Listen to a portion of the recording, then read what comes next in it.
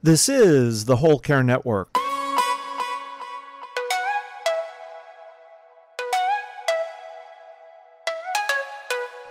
Helping you tell your story one podcast at a time.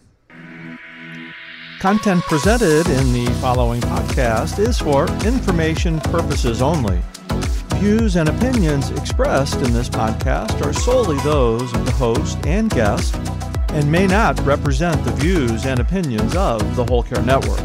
Always consult with your physician for any medical advice, and always consult with your attorney for any legal advice. And thank you for listening to the Whole Care Network.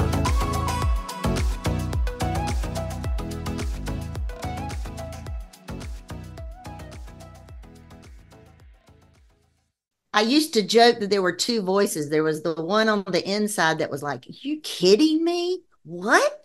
And then there's the one that actually spoke. That was the grown-up, right? The one with the skills that knew how to talk to them. Caring for aging parents or other loved ones while working, raising children, and trying to live your own life? Wondering how to find the time for your personal health and happiness? Well, you're in the right place. Welcome to the Happy Healthy Caregiver podcast, the show where real family caregivers share how to be happy and healthy while caring for others. Now, here's your host, family caregiver and certified caregiving consultant, Elizabeth Miller. Hello, and thanks for tuning in to the Happy Healthy Caregiver podcast, which is part of the Whole Care Network. If this is your first time listening, welcome. This is a show produced bi-weekly to help family caregivers integrate self-care and caregiving into their lives.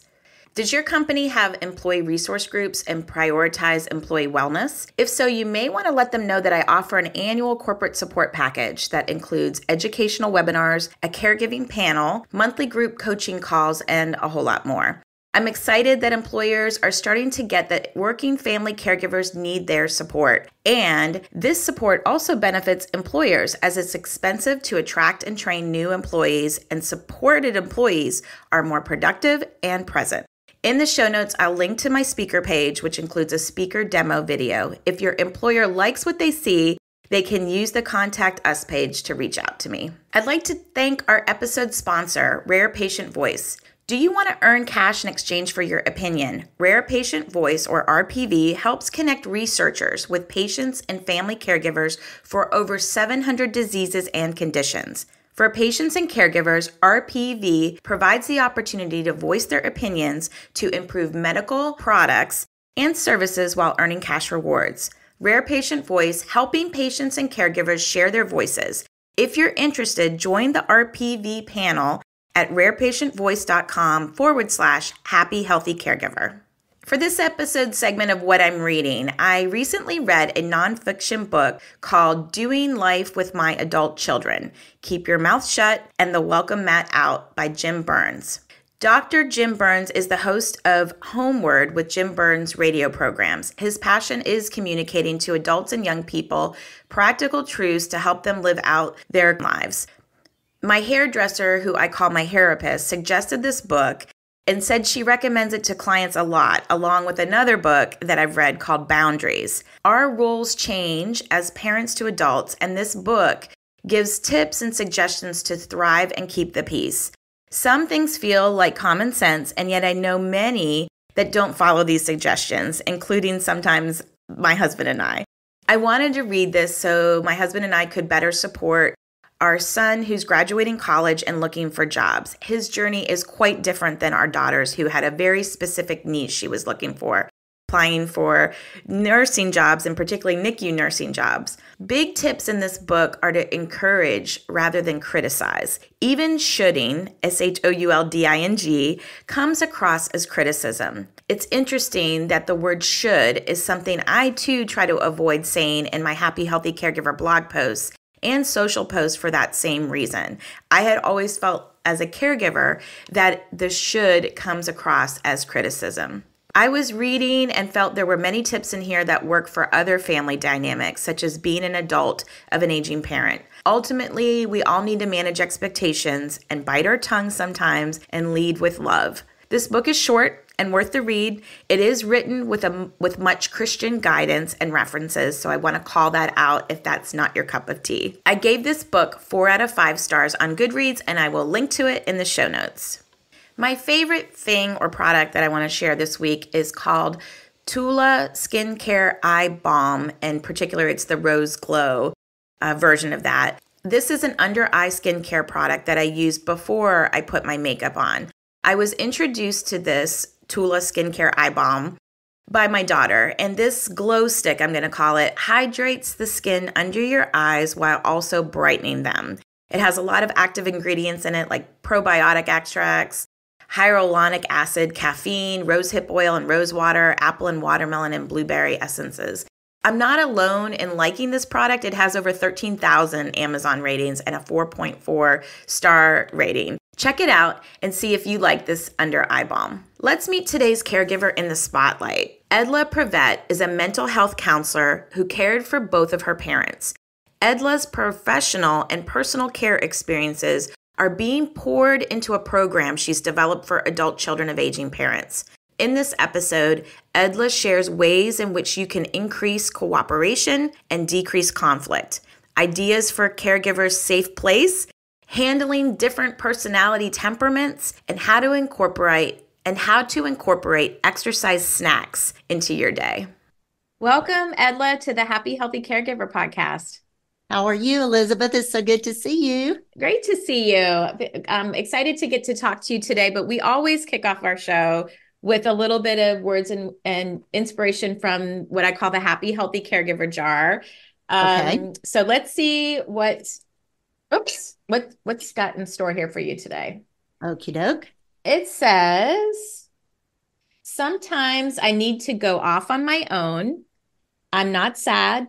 I'm not angry. I'm just recharging my batteries. Yes. Are you wanting to know what I think about that? Yeah. What does that make you think of? No, I think about that. Well, as a caregiver, I think so much of the time to regulate my emotions.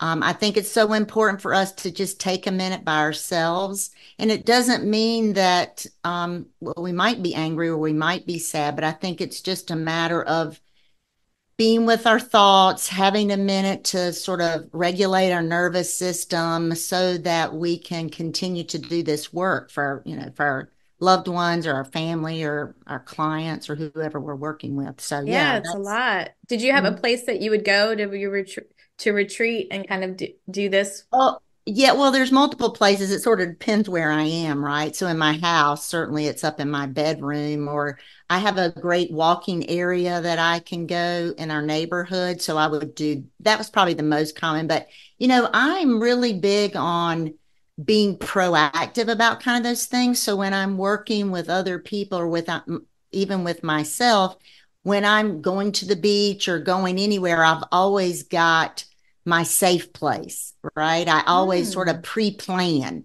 where is my safe place going to be? And then I'll talk to my clients about that. If you're going on vacation, where's your safe place going to be so you can have a minute to just get away and recharge. And I think it's really a positive thing to do that. It's a healthy thing. Yeah. Sometimes it's the bathroom, right? Like you can. Well, yeah, because not many people say anything to you when you go to the bathroom. No, it's unless my dogs are following me. I do tell people though, when you go to the bathroom, that when you're in there to be really intentional, right? So it might be looking in the mirror and telling yourself, I've got this, or positive affirmations, or just in there just being really intentional about taking some deep breaths, not just going to the bathroom or really any safe place, being intentional with what you're doing when you're in those quiet places. Yes, I love that. Well, we've got to get to know you a little bit, Edla. So share a little bit about your caregiving journey with us. Okay. So I was my parents' caretaker for over 10 years. First it was with my dad, and I guess I was really a co-caretaker because my mom and I both were, working through that process, to kind of support him. And then I was my mother's caretaker for 7 or 8 years, just myself. And I always say caretaker, but I think, there's always a caveat because so many people don't live near their loved ones. And then some people don't live with their loved ones.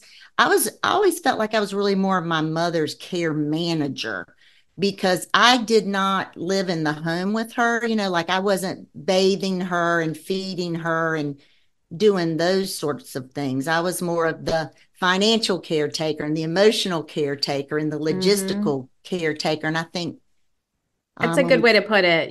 You're managing a lot of different pieces. I right. often felt like it's almost like an emotional project manager. Like you've got Oh, this emotional element, so it's not just like work where you're managing projects, but it's got that other layer in it. Well, that gives us a sense of who you are. Looking back in hindsight on your caregiving journey with your parents, like what do you wish you maybe knew sooner? wow. So many things. I think with my dad, well, okay. One thing I wish I'd known sooner was just sort of typical development of the aging population. What are sort of the standard things? And I think I've told you this before, but like when you have a kid, you'll read about what to expect when you're Mm. expecting or when they're one, or people will read about 2 or 3 year old development, but they don't really read about development in the aging population. And there's different, traits that happen. And so I didn't know some of the things that my dad was doing was quote unquote normal for an aging person, but I did not know that. So that's probably one of the things What that I was like talked one a of lot those about. things that you were Well, told? just like I mean, it feels kind of obvious now, but just sort of reducing his circle, like his social circle. And that's a real common thing that happens. And, there's different reasons for that. It could be changes in their sensory, could be sensory decline in their hearing, vision, they're Yep. just all of that. And I didn't know very much about the specifics of how the senses decline as you age and how that can impact behavior. Yeah, So good I, points. yeah, I wish I had known a little bit more like that. I don't know. I felt just really looking back, I felt like I was naive. I was like, yeah, it's just not going to be a big deal. I'll just take care of them. It'll be fine. You Yeah, know, until you learn all the new terms and all the new yeah, things yeah, and you mhm, do feel like you get your master's yeah. in And caregiving then, that way. but the other thing that's tricky too is that their temperaments, like when I think about mom and dad both at the same time, my mother's temperament and my dad's temperament were so different that it's almost like I needed different skills when I was dealing with mom versus dealing with dad. And I think that's an important part of caretaking too. Some are easier to care for and some are more challenging. And you had to try them on. I'm sure it didn't come to you like overnight. Like what would give us an example of some of the different things that you had to do that were different for mom and dad? Okay, so my dad, for example, I couldn't tell him what to do. I had to like give him a couple of I wonder if you think blah blah blah, dad. I'd kind of throw it out there like that, and then I'd give him a couple of choices. One thing comes to mind was he got to where he'd stopped bathing, and Mm. so I had to, and he just refused to do it, right? Where my mother was more of an anxious person, and she was always trying to fix the problem and solve the problem, and that was challenging because your eyes aren't getting any better, mom. There's not anything else to do, right? But that's not what she wanted to hear. So where dad just was like, I'm not going to worry about any of this. I'm just going to let nature take its course. And then mom, on the other hand, was like, we need to fix this. I've got to get my eyes fixed and my this fixed and my that fixed. And I'm like, you're 85. I don't think there's, Some of it's an accept thing. How did you get dad to shower, by the way? well, I didn't get him to shower. My mother, well, this is a little bit of a story. My mother, I was at work and she just was relentless calling me, trying to get me to get my dad to do what she wanted him to do. She was persistent. Well, I went in and so my dad, I went over there and my dad, he just thought he wasn't dirty. And that was another developmental thing. They think they're not dirty because they haven't done anything, right? But they also are sometimes too proud to admit that the shower is scary for them. So the first thing that I did was I went in their bathroom and I kind of looked at their bathroom from his perspective. And of course, now I'm like, there were the slip rugs. There was no handle to hold on to. He had to step over into the tub. There was not a slip mat in the bottom, right? There were all these things. So I was like, and he does not have the temperament to say, I feel like it's I not need safe. this. Yeah. Yeah. And so what I did was I was like, Dad, you've been out in the garden all day and it's kind of hot. So you're sweaty. So you need to take a bath today. I said, if you don't want to take a shower, you can at least take a bird bath. I said, which do you think you'll want to do? And he said, he'd take a bird bath. Well, that was a huge clue. My father had never taken a bird bath in his life, right? So I went in there and I got it kind of set up. And I don't know if he took a bird bath or not. I didn't stay in there with him, but that's what then clued me in to go upstairs and look. And then we made some modifications in the home, but he still was a little bit hard-headed about, You're like a just his detective. hygiene. Yes, definitely. It's one of your roles. I mean, and you had always. to you knew though what was normal behavior for your parents. And I so did. that to your point, like something triggered and it's like, okay, this isn't how they've always been. So, what has changed? And so good for you for kind of checking that into that. It sounds like you had to do a lot of mediating between the two. And I, have been there. So much mediating. I always laugh. I said, it's a good thing I'm a therapist, right? Because I have a lot of skills, that I use and that talk about that a little bit. Like, did you find some of your professional training, as a parent counselor is where you focus for parents of young children. Did that translate into helping you with caring for aging parents? So much, so much. So just to give your listeners a little background, one of the jobs that I had when we were caring for my dad was I was a parent counselor for parents of children in the birth through kindergarten population. So these parents would come in, their kids weren't sleeping, or their kids were wearing all these crazy outfits, or the kids wouldn't eat whatever. And so I would give them, recommendations, and we talk about how to get their kids to be more cooperative. And so it was actually that bath conversation was like, this is like dealing with a toddler. And so I certainly not in a, discouraging or way, but I would use some similar strategies with modifications to make my parents be more cooperative and to be more willing to consider some things. And it was really helpful. I mean, I didn't want to belittle them or I didn't want to sound like that, but with some modifications I was able to use some of the same strategies with mom and dad that I what used to teach the you parents. Mentioned one, which was the giving him choices, like right, exactly. What are some of the other strategies that some people might want to try on? Well, the biggest one, and I have a workbook that's a free thing. It's on my website. I'll tell you about that in a minute. But we'll link to it. We'll link to it, Edla, in the show notes. But one of the biggest things, and I think this is true for everyone, people want to be heard and understood, right?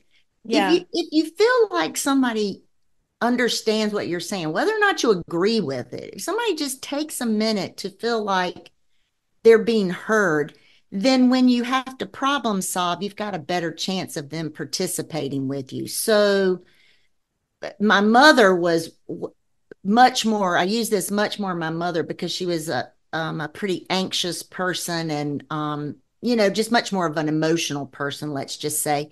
And so I would always lead the conversation with something like, wow, Mom, I can tell you're really worried about that. Or it's really frustrating that he won't take a bath. Or you're worried that you're not going to have enough money or whatever, the crisis of the day was. I just kind of reflected back what she was saying in an empathic tone of voice, and that settled her down. And once it settled her, I'm giving you the quick version of this, but once it settled down a little bit, then I was able to problem solve with her, or she was able to come up with, a more realistic ideas or strategies to solve whatever the problem was. So. Yeah. I feel like you're talking to me directly because I had a little something with my brother yesterday. He's, got a developmental intellectual Right, disability.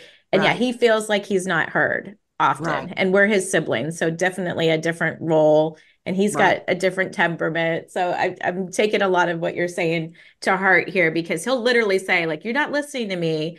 And yet And we sometimes always we, say, yes, we are listening to you, but what they're saying is you're not hearing me. You're not yeah, to repeat it understanding me. back. What I Yeah, hear you saying is this, or yeah, I can tell something that's like really that. frustrating. Usually has to do with his compression socks or something. Like he doesn't want us to look at his legs, or like we don't want to do it either, right? But we're just doing our Well, and job. that's the So, thing, the kind of thing where I'd say, you're embarrassed for us to see your legs. And ah, you use you've got to, it's got to be a feeling word in there, something. Even if it's wrong, you can guess. They're embarrassed, they're frustrated, they're overwhelmed, they're worried. yeah, Instead of, embarrassed. I've never thought about that. Like well, you maybe just he said is. it though. He's embarrassed for us to see his legs. Yeah, You well, just said yeah, that to me. maybe. Yeah, yeah. Interesting. So, well, good tips, good tips. So I think that, it is a lot of trial and error, right? It's like, well, Yeah, that it didn't is. work and let's No, try right. this thing. And your counseling, I'm sure, is definitely coming into play because it is, I don't love the term parenting our parents because it No, feels right. a little like disrespectful. Right. And right.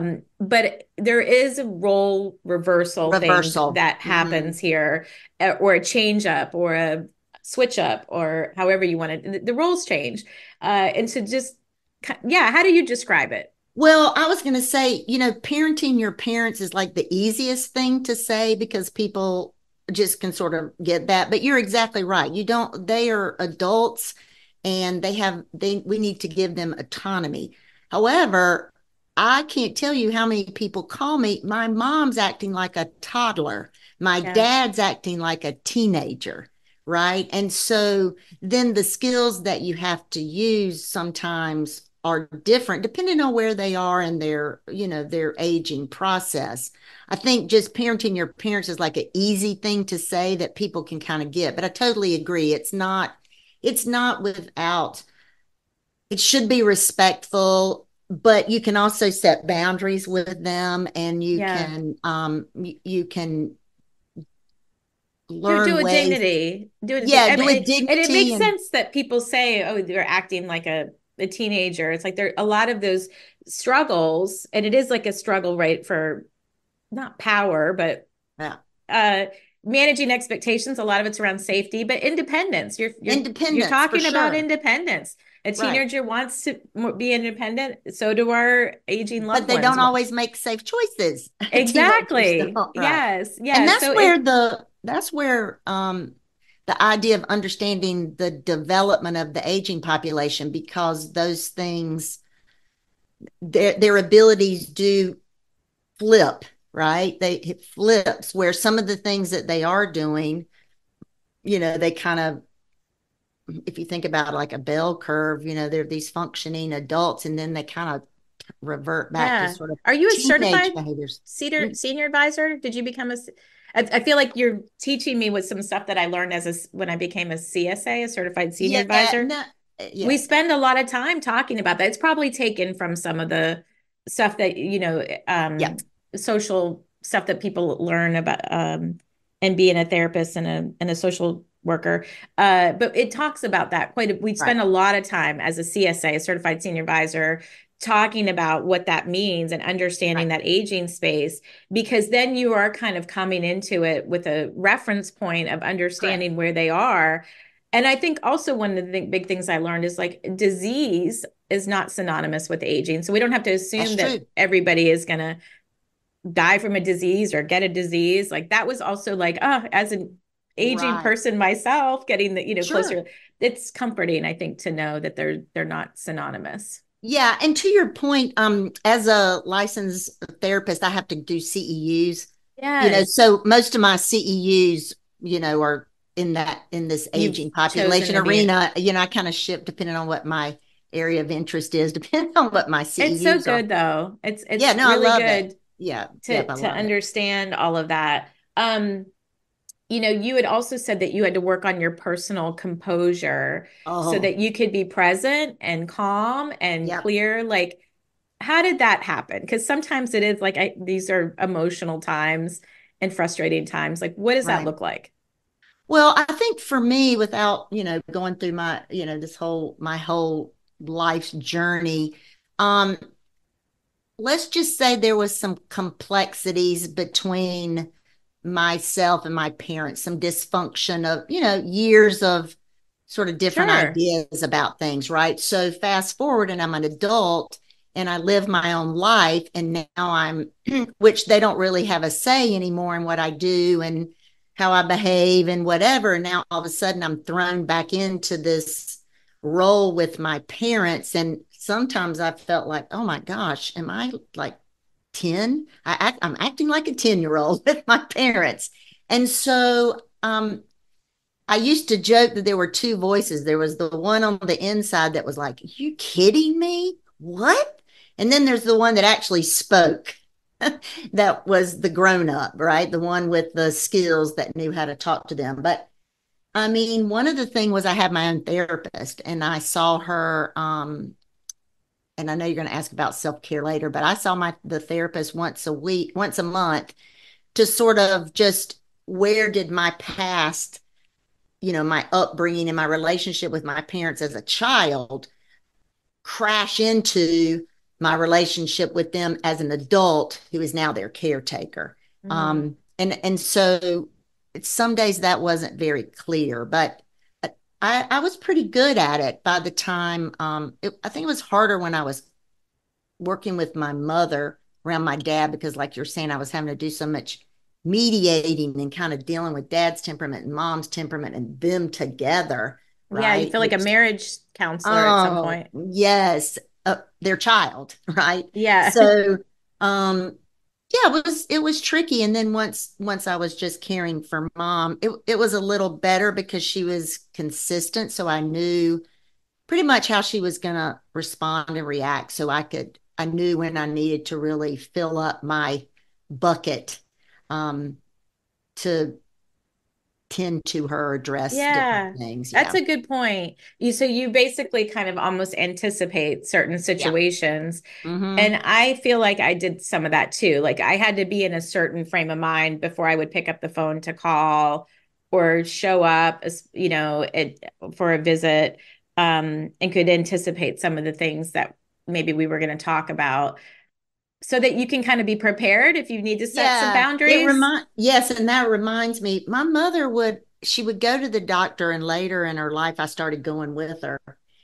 And this is a me thing. This was not a her thing, but she would start, well, when I was 4 years old, and I'd be like, oh my God, are we going to go through 80 years of issues? And that just, for some reason, irked me so Well, much yeah, that it's she, excuse mentality. Like that's probably why it's why it irked me. I used to have a name for it from my mom. I called it her greatest hits album. I oh didn't my, really that's say that funny. to her face, but No, again, that right. inside voice, Voice. I was Yeah. like, oh, here we go. Track one, track Yeah. two. Like Yeah. I could anticipate even the next one. And sometimes then those were some boundaries I had to set and be like, hold on a second, we're gonna focus on right here and now and the next step. Like, Yeah. especially if it And was just me, and like I don't need to sometimes hear your greatest yeah, hits. sometimes it was me, and the doctors were pretty good about, I just said, I don't have to control this. Like the doctors were pretty good about, they'd listen to her, and then you could tell when they were like asking a question to sort of get her back on track. So then I was like, I don't have to micromanage this, right? Mm. The physician can do that, but it just, I was like, oh, here we go again. But anyway, I that's know, I know. The boundaries is we have there are some other shows where we've talked a lot about boundaries, so I'll link to those as well, especially when you're dealing with somebody who's not necessarily a nice person to deal with. yeah, yeah. And I, there's kind of a hierarchy to me a little bit. There's like all these sort of different parts, right? You need to understand the aging, stages of aging. You need to understand their temperament. You need to sort of maintain autonomy for them and let them be as independent as possible. But then there's safety issues where you have to set boundaries. So like with my mom, because there's so many times I was unsure about what to do. And so I'd ask myself, was it questions, or I'd remind myself, My job is to make sure she's financially safe, mentally safe, and physically safe. So if I ever had to make a decision about setting a limit or giving her choices or not giving her choices, I would sort of go back to that. And so if I had to be the bad guy and set a limit with her, I felt confident in what I was doing because I was protecting her financial well-being, her mental well-being, or physical well-being. And so that just gave me a little bit of strength of knowing it's kind of like parenting little kids. Sometimes you have to make hard choices Yeah. and set hard limits, and they don't like it, but you're doing it for their well-being. And that Yeah. was a helpful for me to I like that. I like always that it's circle that back. easy to remember and something that people can do. I think Mhm. we have found too in cases of sometimes with our aging parents and sometimes even with our brother is using third parties to kind of be the bad guy or Mhm. bad lady or bad person. Like Yeah, not yeah. not bad, like you know what I'm saying, like I give the know. bad news, I know. That's just, yeah, we're just a deliver the cliche bad to news, use. but it could be doctors or we just had to do this recently with my brother. He's had a series of automobile accidents and so he's neurodivergent. So we're like, well, maybe there's something going on and he's not capable of driving anymore. And so we've had to go through a third party that we initiated to say, is this person safe to drive? And for his purposes, we had to tell him it was required by Correct. insurance. Yeah. Um, and in a way it is because his insurance was going to go up Yeah. and all of that. But It feels a turns out little he's safe to shady. drive. It Yeah. feels shady, but It feels you're doing shady. it for your three Yeah. reasons. It's Yeah. like, and we didn't want to be liable, Right. and we just had to check. So I think No, it doesn't I hurt. totally, and that comes back to something that, I feel like I'm preaching to the choir with you, but the importance of having your village, having your people, because sometimes they'll listen to other people better than they will you, right? And so in Mm-hmm. your case, you were talking about the doctors, and sometimes you have to sort of do things like this is required, and it just, maybe that's stretching the truth a little bit, but sometimes you have to um, get them where you need them to be to make sure that they're safe, whatever that safety is, whether it's physical safety or financial safety or emotional, mental safety. So Yeah. that's why that helped me, because sometimes it felt a little icky, to have to set boundaries with them because they're grown-ups, right? And they're, Mm-hmm. anyway, I could It's go on and hard. on. It's very Yeah. hard. Hmm. Well, you have a process that helped you during caregiving. You call it your journal log. Tell us more about why this journal log was beneficial for you. Well, there was a few things. I would say I did this more with my mother than my father, um, because there were a lot of extenuating circumstances, with some family members and some financial, oh, like not scams, but just people taking advantage of her a little bit. Mm-hmm. And then there were so many different doctors because before I got involved, mom had like financial stuff all over the place. She had medical doctors all over the place. And so it wasn't cohesive. And so I might have this doctor that I need to talk to, or this financial person that I need to talk to. And at the time, I was working full time and my boys were still home. So I had a lot, and it was a lot to remember. So I would just kind of just make notes every day and keep up with stuff, mom's mood, but then things like where had I been? And then, where I need to look at this, what doctors did I see? What things did she tell them? And eventually I got her on the same platform of doctors so I could go into a portal Mm. and I could sort of look at everything. But there were a lot of extenuating circumstances where I had to set limits. And so I kept a record of that. So if my siblings came back and was like, why did you do this? Why did you do that? Then I didn't have to just rely on my memory because it was super stressful. I felt like I was fighting all the time between being composed and doing the work, right? It was like this constant sort of push pull for me. It's a good way So, to describe it. yeah. It is, and everybody's got opinions, right? But if they're Oh, not in the arena with you, like doing the day to day, yep. And you, that's you know, kind of you, yeah, that was a little bit what it was like. yeah, you So, don't get they don't get as much weight on that. And I do think that as caregivers, we look back and oh, maybe I would have done that differently. But the journal log helped you say, like, you made the best decision with the Yeah, information that you had at the time. yes. It was really helpful for me, and it got it out of my head, if that makes any sense. Like it just, Oh, it makes I'm a journaler, so it makes sense to me. yeah, it Like was just like I I call don't it have to parking your remember. mental traffic. Like it just getting Yes. it like, okay, you live here Yeah. now. Get out of Yeah. my head. Get it out of my Yeah. head. No, absolutely. Busy brain to busy brain. Get it out on paper. Yeah, I get that. So, and it was helpful. And I had to refer back to it sometimes because they'd say, just, I don't know, lots of questions and I couldn't always recall the details. So I had Yeah, it you to, mentioned the finances like being a little bit all over the place. And I yeah. know, with some folks that I've coached, I had to kind of I don't have all the answers, but I can point them into a certain direction. But what helped you kind of wrangle all that together? Was there a tool that you used? Was it a Oh, system? Was it a person? um, I did it myself. This is not really a trick question. I'm having to think back. Where's my journal? No, I'm just kidding. I she had a lot of stuff at the bank and at this one bank, but she had it in these different pockets. So the first thing I had to do, and this was one of those things I had to treat with sort of kid gloves, was to get my name on her accounts. And that I had to like do that delicately because she wasn't quite ready, which was because she was hiding stuff from us. She was Mm. hiding stuff from me. She was spending her money on some stuff that, you know, helping out, quote unquote, family members. And she was being taken advantage of. So she was hiding some of that from me. So I had to do it in sort of a kind of a systematic way. So the first thing I did was I got her on or I got her to put me on her accounts. And then the next thing that I did was I was able to get the power of attorney.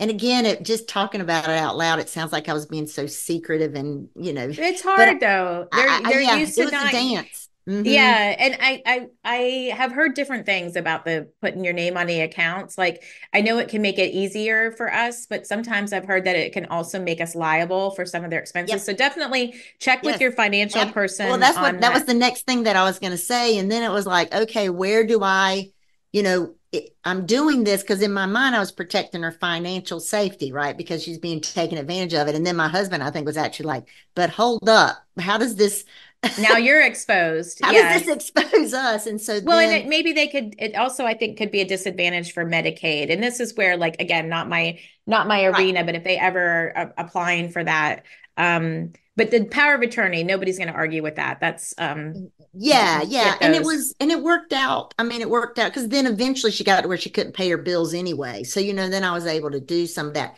But I'm glad you brought that up. I think one of the challenges about talking about this work that we do is that every family's circumstances are so different, Right. right? Some people live 3 states away. Some people live some people, their financial circumstances are different. And a They're lot of stuff can be wealthier. done online, like Oh, where absolutely. we don't have to, it's us doing it, but nobody would know, right? Like nobody's videoing who's entering the password and putting the information in, but we'll get good stuff there. Now you're developing a program. I think you call it 180 when parental roles reverse for adult children of aging parents. Tell Right. us about the program. Give us some more information about it. Yeah, so it's already developed. I'm getting ready to put it out into the universe here this Good. spring. Yeah. But it's going to be I've talked to so many people and what it'll be is a series of modules where they get some information, but then we'll come together and it'll be like a group program. And so Okay. then we'll meet once a week to sort of for people to compare notes, for me to sort of facilitate and elaborate on some of the information that I've given them because of just what I said. There's so many nuances between that. Mm-hmm. And this was just something that I never expected to go down this road. But after caring for my parents and then some of my clients started talking about their aging parents, I was like, people really need support in this area. And some people only need to do a Google search, but some people need a little more nuanced information. So I've got some free things available, and the blogs and all of those things available for information, but I really wanted to have a little more of a touch for It's a people. good way. I mean, because there are nuances in every Yep. situation. And I know maybe some people can get it from a Google search, but I know I didn't even know what terms to Google half the No, that's time. a good So point. I think it's really good that you give them some education, some practical stuff, but then you have those conversations with them to figure Right. out, okay, how did that work? What worked well? What did it, Yeah, how, and then I think too, some of the stuff that we do online is just so limited. Like I just released a blog about the sense of touch and proprioception, right? Well, how long can a blog be and how much can you really explain, in your social media, post or whatever. But if yeah. I can have a conversation with people about it, then we can really expand on it and we can really talk about their circumstances and what it looks like in their world for their parents. So, and then I think it's always nice to be able to talk to other people that are in the trenches with you. There's people who are empathic and, they get it, but if they're not doing it, it's just another level. So we'll Yeah. Well, and see. sometimes you don't Yeah, even know that you needed something until you hear yeah, somebody else bring it up. And I think absolutely. that's the power of having these connections in a group or whatever, seeking it out and seek it before you think you really need it, because maybe you could prevent something from happening. I know I would love that. We always talk about, being proactive rather than reactive, and some people do that, but my experience is that, most of us kick the can down the road and Yes. we just don't deal I with mean, it. that's my experience Yes, too. And yet we know from having been there that we could have maybe saved some people some yes, frustration and some struggle. yes. But it is hard. It's still hard to change that narrative. But maybe somebody's listening today and is like, oh, I don't need that. It's like, but how do you know if you haven't? Just go to one. Just go to some kind of a support. There's a lot of options. There You are. can work with coaches, you can work with counselors and therapists like Edla, coaches like myself. You can maybe it's with your employee resource group. Maybe we're starting up a adult children of aging parents group in our county in Atlanta, and there's some of those. There's some in North Carolina, actually, ACAP, Yeah. adult children of aging parents. There's the daughterhood Yes, circles, which circles. meet virtually. So there are a lot of options for people, but I think if you have never been to one, uh don't knock it till you try it. And Right. why not just try it? Like what I if your life agree. could be Better. 180% better, Yeah. to your point? Like, But it's kind of like I would say 9 times out of 10, something happens. oh, There's a some crisis. event. Well, and it can be a crisis, but it might not, it doesn't have to be a major crisis, but something happens or they notice something. They're like, wait, what's going on here? Yeah. So hopefully people will reach out. I mean, there's a lot of us out there that are maybe not a lot, but enough of us out there that are Yeah. trying to give a little more opportunities and options and having more conversations. And I think it's really important. I can't quote the statistics. You might know the statistics, but the number of people that are going to be living over 100 in the next like 20 years, it's It's astronomical. yeah, I I feel like I read a statistic somewhere, but I don't want to misquote it. But well, I I was just shocked. read for the longest time we were saying 10,000 people every day are turning age 65. But I just saw AARP magazine that I get that it said 12,000 a day. So it's already gone up by 2,000 a day that are just turning 65. Yeah, but you think 65 is pretty young. It's It is young. it's what I want to know the statistics for the people turning Turning 85, 100. 95, and 100. Yeah, yeah, they're definitely different levels of Yes. aging. And maybe we can search for that and Yeah, find that's that. another that's another podcast. We'll Yeah, talk it about that. is. It's but the point of that is, with both of those statistics, whatever the 185 and up one is that they are going to need help and assistance with things. Correct. Even if it's not synonymous with disease, there is a natural aging process and things that happen, and helping them to not be isolated and those things too. Um, and just to have, an eye on things, so that Right. there's so many scammers out there. They're just horrible Oh, people that are taking terrible. advantage of people. And sometimes it is the people that we even know that they know. And they're Uh, so convincing at it. I mean, it's so convincing. I mean, even I sometimes am like, wait a minute, is that I was just thinking about legit? that today, like all the people that I know in my circle that have been scammed in some way. And some of them have been people that I never thought would ever be at risk. Yeah, the scammers are good at it. They're Can good. They're good. They're good at it. They make a living doing that. So I think, Can I um, can I say yeah, one quick thing before sure. we get off on another topic? You were mentioning the statistics for 65-year-olds, and then I jumped up to the 85-year-olds. That's one thing that I rarely talk about with clients, whether it's in group or one-on-one, is their chronological age. Yes. Because to your point, a 65-year-old, you can line up 10 65-year-olds, and some of them are really elderly. And some of them are like, could run circles around a 40-year-old, right? And I think the Yeah, same thing is true for 80 or 90 or 100. absolutely. That I just so played I don't pickleball the other night. There was an 83-year-old woman. I was like, those are goals right there for me. Yes, Yes. and so I don't talk about, there's some generalities of aging, but it's also there's other factors dependent on that. Yeah, So functional I'm age, working with, chronological age. I yep, mean, I don't, yep, I know I learned this yep. too, and I'm like, what is it? Um, I'm working with a client now, and her mother's like 68 or 9, but she's really aging. I mean, she's having a lot of challenges, and she doesn't have disease. There's a lot of other factors, but yeah. yeah, she's already struggling, and you know, she's not that I mean, old. I mean, lifestyle choices, there's a lot yep, of things that yep. go into Mental the health, things. mental health, and Yeah. And, yeah, the goal for, I hope a lot of connection. us listening are to be elderly people, Yeah, welderly. welderly. And Yeah, I I like it. know Yeah, yeah. it's a goal for sure. I mean, I've seen what it looks like to not do that. Yes. My situation is a little different in that it was parents making Right. lifestyle choices that caught up to them.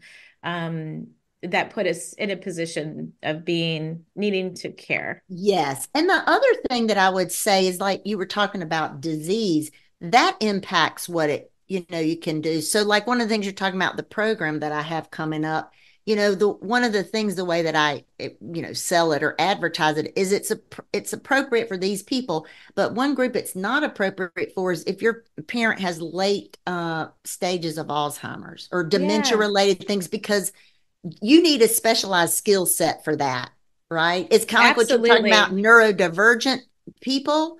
You need a little more specialized skill set for that than Yeah. you would sort of a typically developing um, Yes, exactly. things. Yeah. Neurotypical, neurodivergent. It's Yep. totally different. Like it's So not, yeah, it's it's like when I talk to parents who have kids with ADHD, it's like the regular parenting strategies will work, but then you need a few specialized tools, right? yes, That will support your ADHD child, right? And that's a that's good point. yeah. It's a So good point. Well, I want to get your thoughts on the some of the self-care stuff. And so this is I'm going to ask you some prompts from the Just for You Daily Self-Care Journal, Edla, that right, there's right. no right or wrong here.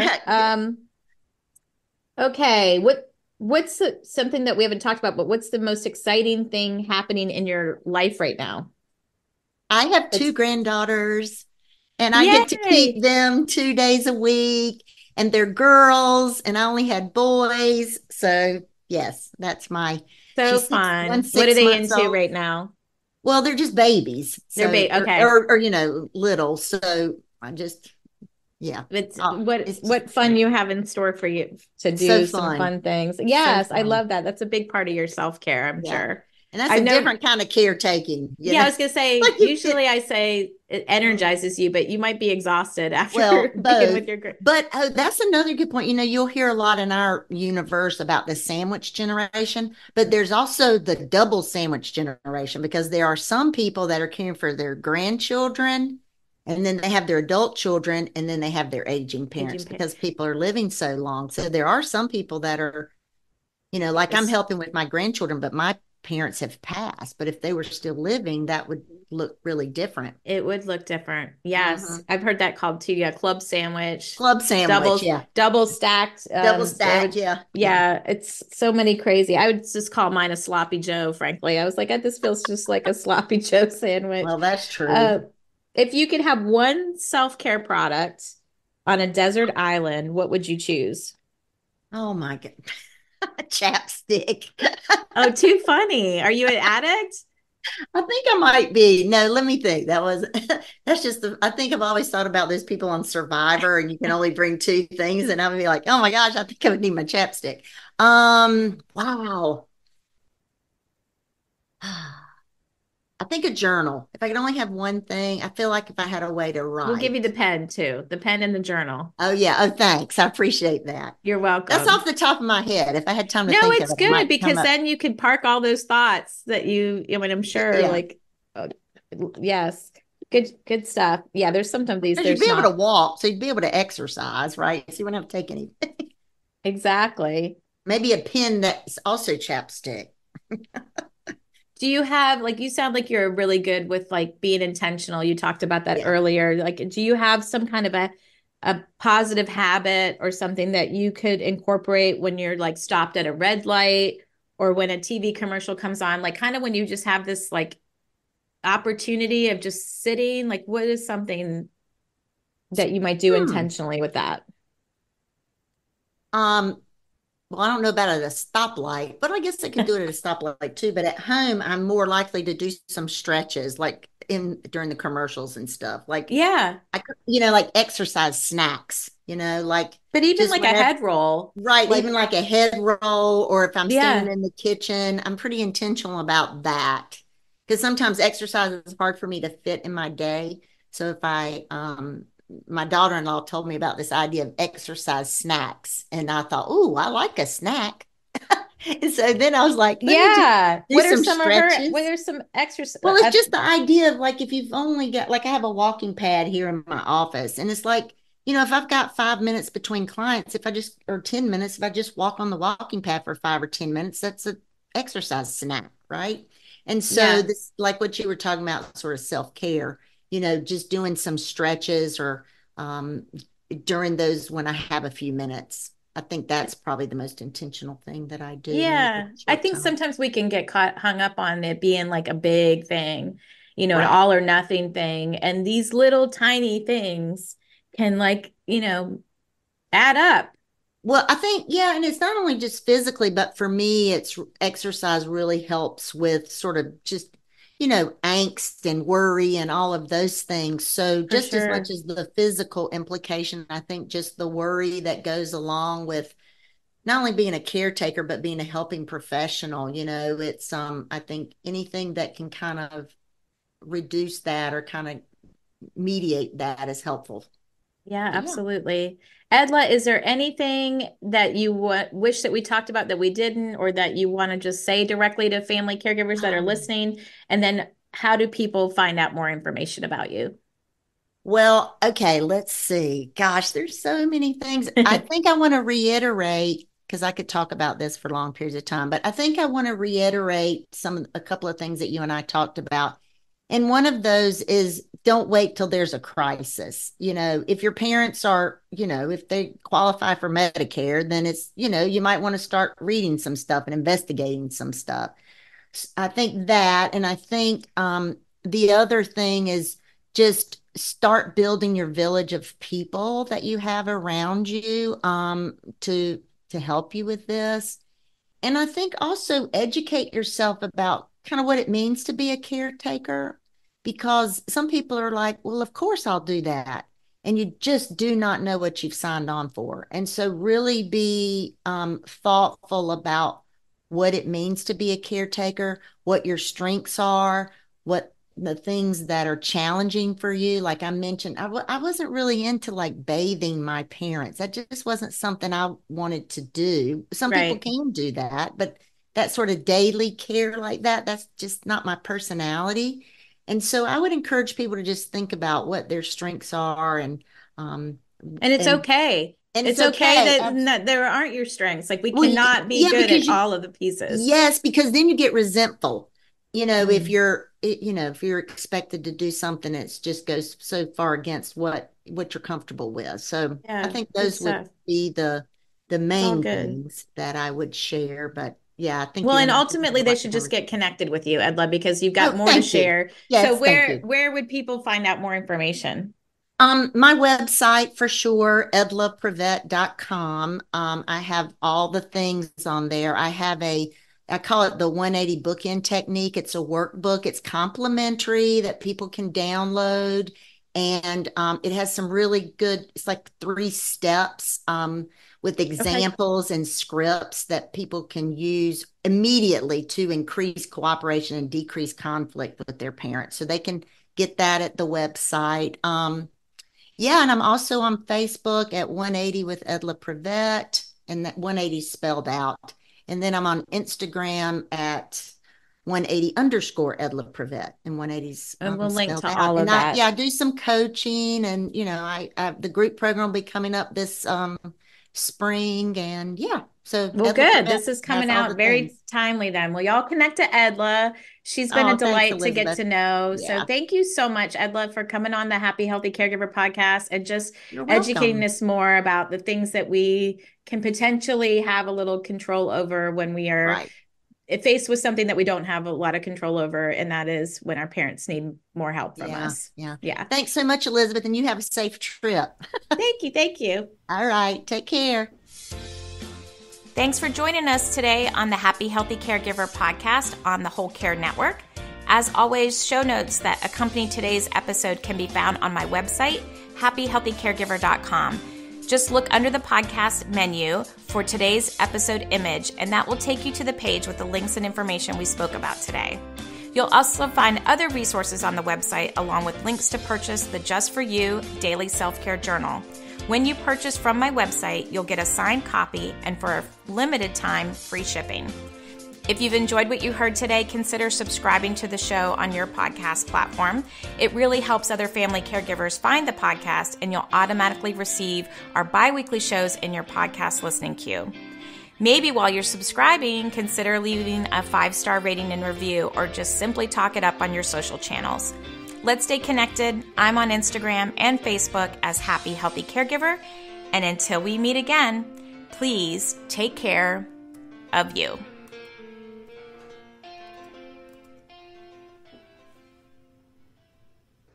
This is the Whole Care Network.